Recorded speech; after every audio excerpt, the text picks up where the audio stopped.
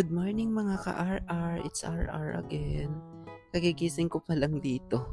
So habang si daddy at saka yung anak niya naglalakad-lakad sila, naisipan ko silang videohan. After mag-toothbrush, nagtimpla ng kape. Habang humihigop ako ng kape, andito nag-check ako ng email at saka message sa messenger ko sa mga inquiries and at the same time sa page.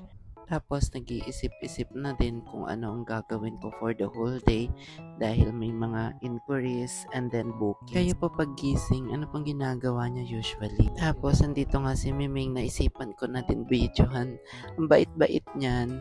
And then habang iwa-walking ko ulit ang aking baby na si Sachi. Kasi nga, Diyos ko, addict talaga ito sa labas. Ayan, tinitingnan namin yung mga alaga namin kalapate kasi wala na naman na silang food, so kailangan ko na namang bumili para sa kanila. And then, andito din yung mga manok namin. Ayan, 3 generations na yan.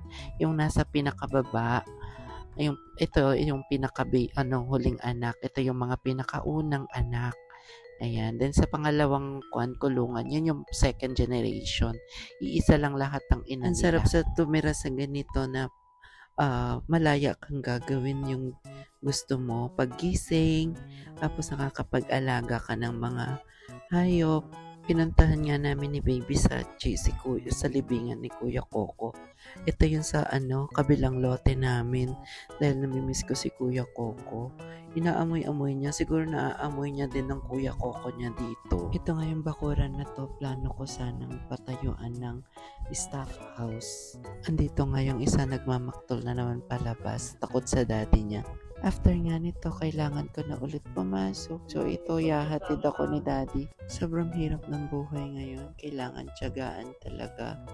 Andito nga kami sa salon na nag-aayos ako, naglalagay ng pilik mata, sunblock, konting lipstick, ganun. Ang dami nagtatanong sa akin kung maganda daw ba ang buhay ng isang parlorista. Actually, hindi ko rin masabing maganda ang buhay namin. Kasi minsan sakto lang, minsan kulang, pero okay lang, basta sisipagan natin everyday. Minsan may mga nagchat-chat na kakilala ko, big time ka na.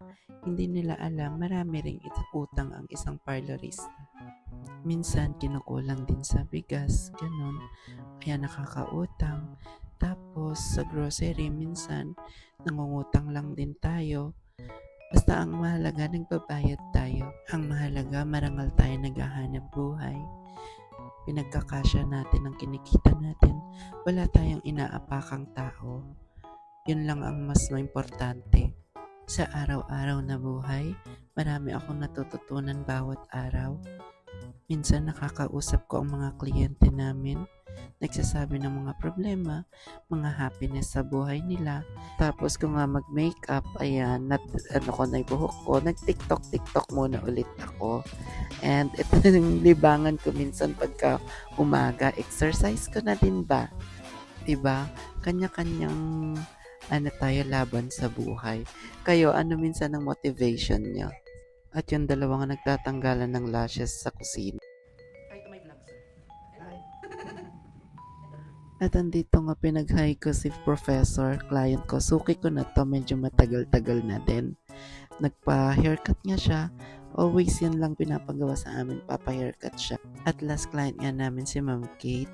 Nagpadala nga siya nitong The Coffee Box. Sobrang sarap nito, siya yung owner. Try nyo din guys. That's all for today mga ka-RR. Thank you. I love you all.